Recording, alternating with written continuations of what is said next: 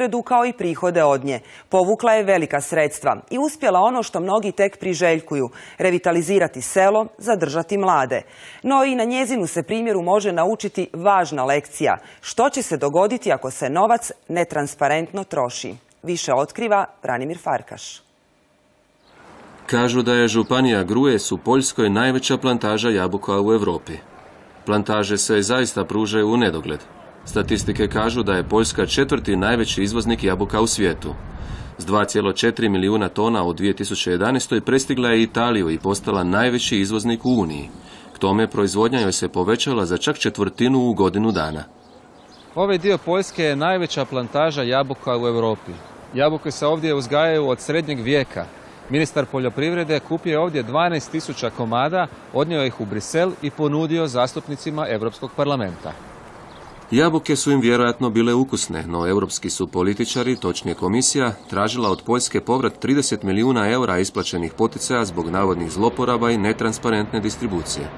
Poljska vlada žalit će se Europskom sudu u Strasburu.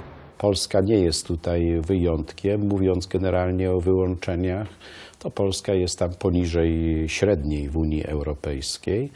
Natomiast uważamy, że gdzie nie są do końca jasne sprawy, a tutaj były i pewne uzgodnienia, nawet są dokumenty, gdzie to stanowisko Komisji Europejskiej nie do końca było jednoznaczne, to uważamy, że jednak ta kara jest zbyt surowa i będziemy dochodzili do tego, żeby ją zmniejszyć albo całkowicie wyeliminować. To je točno, od Britanije se traži 5 puta više, a od Italije dvostruko veći povrat. U Poljskoj je sporan kriterij za umirovljenje poljoprivrednika, kao i kašnjenje u geosnimanju oranica kako bi se provjerila njihova stvarna u odnosu na prijavljenu površinu. This is one thing to clarify, but another thing is we want to fight for money.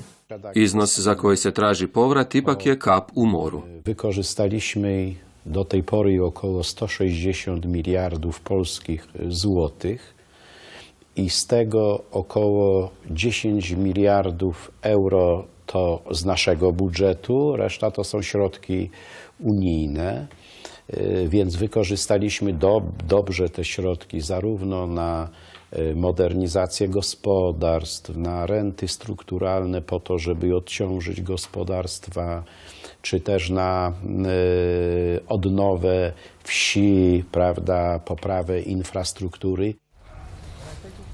Miroslav Šimanjak kaže da se komunizma više niti ne sjeća, ali da se od ulaska u Europsku uniju na selu živi daleko bolje. On je jedan od najvećih proizvođača jabuka u Gruečkoj regiji. Izgled njegove plantaže i imanja odaje da zarađuje dobro, ali i da je ambiciozan i da ozbiljno radi i ulaže.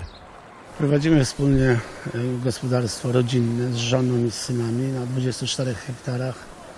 Zbieramy jabłka, około 1000 ton jabłek rocznie.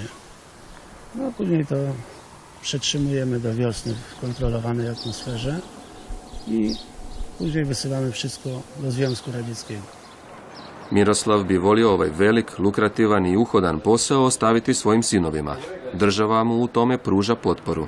Dofinansowania młody rolnik ma 50% zwrotu od państwa na dofinansowanie swojego gospodarstwa.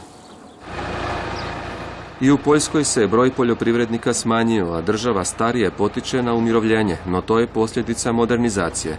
Selo ipak ne izumire kao u Hrvatskoj, a vladine su mjere vrlo konkretne i usmjerene ponajviše mladima. Iz hrvatske perspektive nevjerojatno zvuči činjenica da su najzadovoljniji životom na selu mlađi od 29 godina. Około 1,5 miliona gospodarstw to z tej pomocy skorzystało może około 150 000, a większość nie skorzystała. Uważam, że jeszcze w Polsce by trzeba było przez co najmniej jedno pokolenie inwestować na takim poziomie, żeby dorównać do poziomu Unii Europejskiej. Od ulaska u Uniju broj stanovnika u gradovima se smanjio, a na selu povećao za više od 1%. Svaki 4. Poljak živi na selu. As France, Poland is the country who really treats it seriously. Farmers are very influential political group, we can say. Just it's enough to mention that still the farmers in Poland don't pay taxes. There are very different regulations towards taxes as far as this particular social group comparing to the others. So they are privileged from this perspective.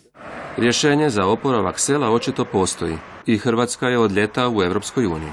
Poljski ministar, kao i svi dužnosnici posljednjih godina, ponavlja mi da žele svoja iskustva podijeliti s Hrvatskom. Javite nam se, poziva ministar iz svog ureda, kolege u Zagrebu. Poziv je tu, valjalo bi ga iskoristiti. Bila su ovo iskustva drugih zemalja u poljoprivredi, a kako se nose s krizom u medijima, pogledajte sljedeće srijede u Paralelama. Do tada, srdačan pozdrav.